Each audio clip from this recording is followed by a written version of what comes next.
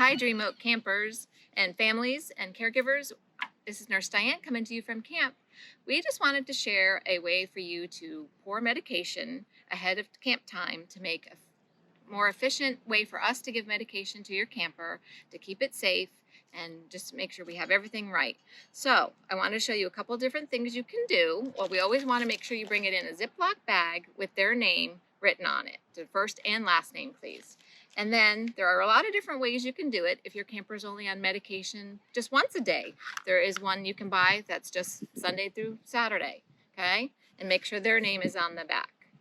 Then if your camper happens to be on medication twice a day, there's ones for morning and night, and they're clearly marked for the PM doses and the AM doses. And you would just put the medication in the little container.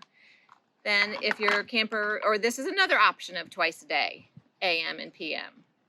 Then, if your camper is on meds a couple times a day, there's one that you can do where you have a different sleeve for every day of the week, for morning, noon, evening, and bedtime.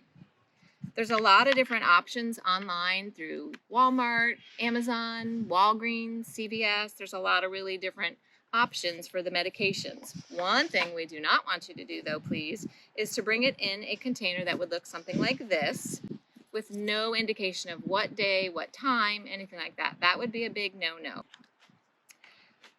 Then we also want to make sure, in addition to bringing the medication for the week, for the weekend, in a container like this, that you please bring the prescription bottle with one or two extra in case we drop one or in case they spit it out or whatever might be the case. Just a couple of extra, not an entire prescription month worth.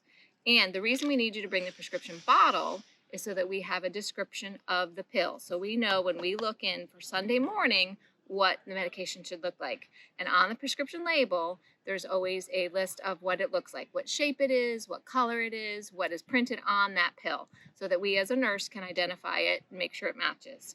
And speaking of matching, that's the biggest thing we need too, is paperwork. It always boils down to paperwork. We need to make sure that the orders we have from your physician match what you are bringing us in the pills.